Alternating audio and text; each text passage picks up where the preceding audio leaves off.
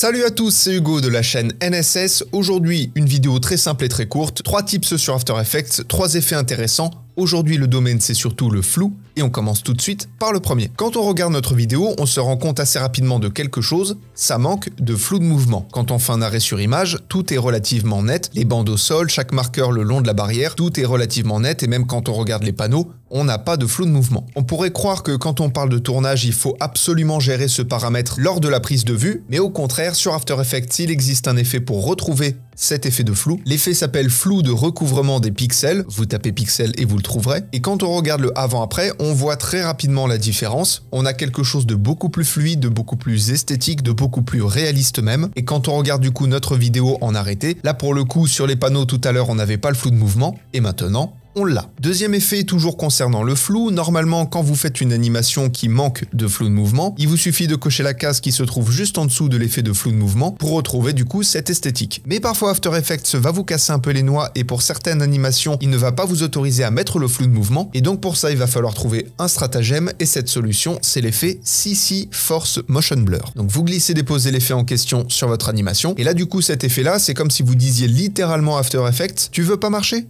Tu vas marcher quand même. Et du coup, vous avez réglé votre problème. Enfin, un effet que j'aime particulièrement, c'est l'effet flou gaussien d'appareil photo. L'effet flou gaussien d'appareil photo, comme vous le voyez, c'est pas très compliqué. Enfin, si, ça paraît compliqué, mais ce que je veux dire par là, c'est que ça va simplement vous recréer le bokeh, ce qu'on appelle le bokeh, donc le flou d'arrière-plan, généré par un réel appareil photo. Donc encore une fois, ça fait partie des effets pour rattraper quelque chose que vous n'avez pas pu faire au tournage. Par exemple, si je passe le rayon de flou de 5 à 20 et que je passe la forme du diaphragme de hexagone à triangle, quand on regarde un petit peu dans notre image, on voit que les formes floues prennent une forme triangulaire. Donc ça, c'est simplement vis-à-vis de la forme du diaphragme. Le diaphragme, c'est cette partie que vous allez pouvoir ou fermer ou ouvrir pour laisser passer plus ou moins de lumière. Et donc, en fonction de la forme de ce diaphragme, la lumière qui va rentrer va être adaptée à cette forme. Et donc, si vous avez du flou, vous allez retrouver cette forme dans le flou. Au même titre que si je passe de triangle à carré, on va avoir quelque chose en forme de losange en l'occurrence. C'est un carré, mais il est juste tourné sur le côté. Si on veut récupérer le carré normal, on va passer la rotation de 0 à 45 et là du coup notre carré est tout droit. Donc ça pour créer des esthétiques, créer un aspect très particulier.